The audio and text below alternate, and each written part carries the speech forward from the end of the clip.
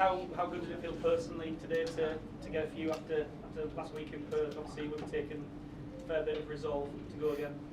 Yeah, it felt great.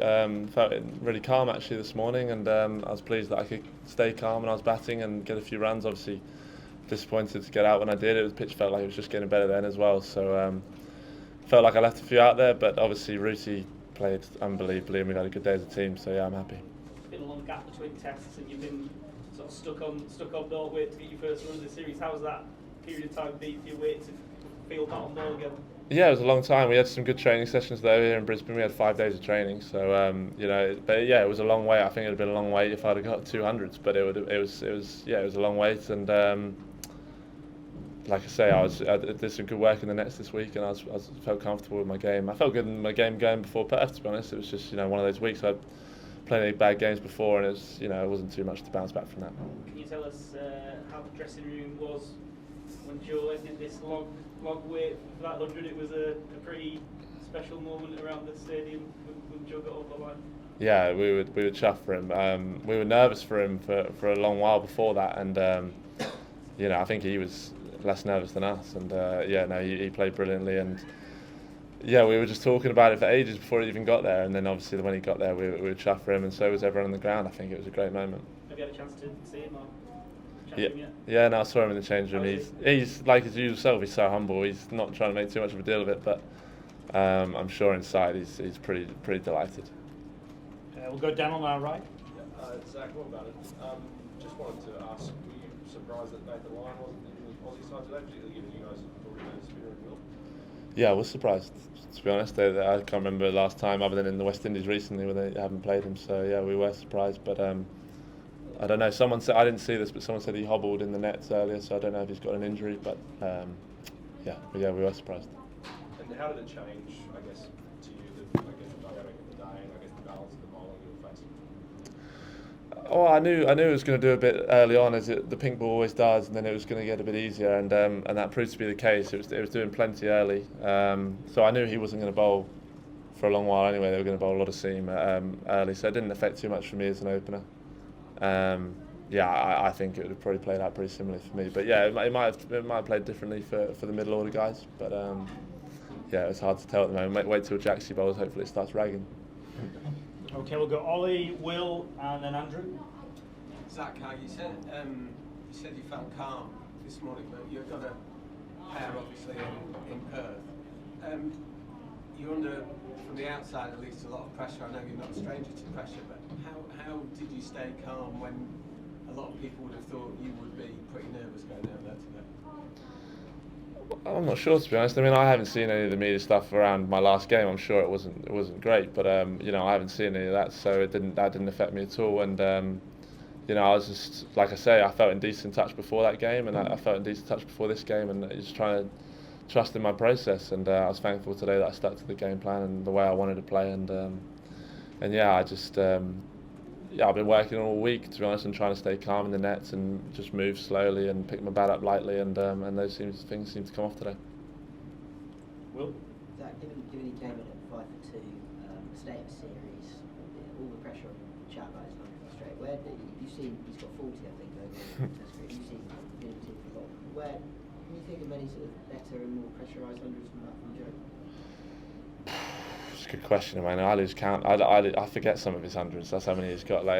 But yeah, I mean, it's a phenomenal knock, and it was like I say, it was doing plenty when he first came in, and he was so calm and he was so clear as well about how he wanted to go about it. Yeah, it has to be right up there. If you put everything into consideration, yeah, it's got to be one of his best. And just quickly, spent a lot of time.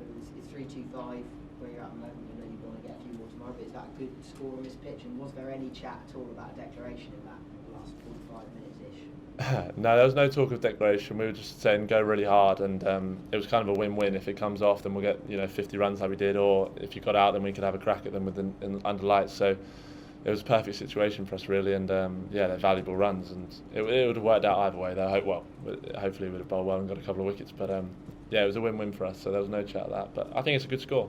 I think anything above 300, and the fact that we might score a bit quicker and get more runs in the day, perhaps maybe than Australia might play into our favour. So we'll see how it plays under lights next few days. We've got Andrew, Mel, Matt, and then we'll finish with Stefan.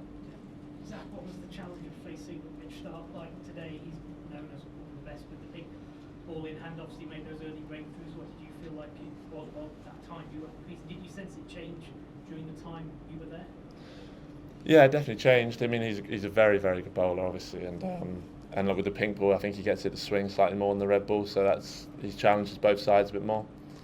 But yeah, like I say, I was just trying to keep it very simple, playing nice and straight, and you know, he does draw you in on that offside, as seen today with me and Perth and quite a few of the guys through that offside. You know, he's got a way of dragging you in, so you know, he's a challenge, but.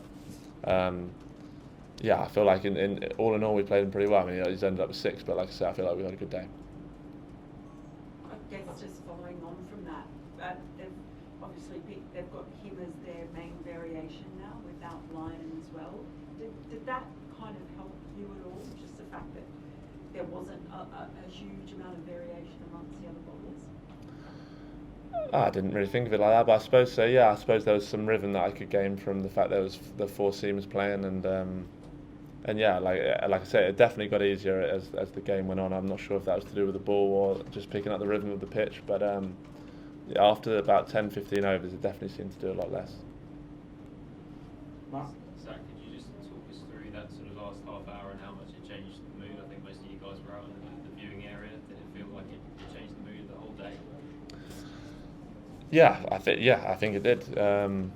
We were pretty happy with 260 and having an hour at them at that point, to be honest, as well, though. We were quite optimistic about that last hour, and then it turns out they ended up batting for all of it. So, yeah, like I say, I felt like it was a great chance for us, either way, with a bat or ball, to seize that last hour. And, yeah, I think we definitely won that last hour, so we're positive going into tomorrow, yeah. And then we'll finish with Stefan.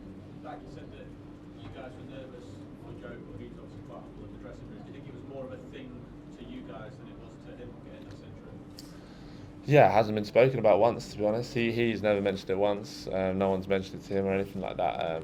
I think it's definitely outside the change room, that sort of thing. But I would be amazed if it wasn't in his head, for sure. So the fact that he could put that out and score the 100 today just shows what a class act he is, and also how tough he is, really. Inside the head, everyone sees the talent, but no one sees the inner steel that he's got as well. Just in terms of the batting unit, we've got told by Ben and others that you had like lots of conversations since Perth. What did you talk about collectively, and was there anything that you guys decided, you know, certain shots that you might need to put away? Is it like scoring down the ground with crossbite shots was easier rather than, I don't know, 45 degree back there? We'd never talk about shots with each other. You know, you'd never tell someone in this team how to play. They're all unbelievable players. So it was more about recognising certain situations of the game and when to put your foot down and maybe when to rein it in a bit. And I thought we did that pretty well today.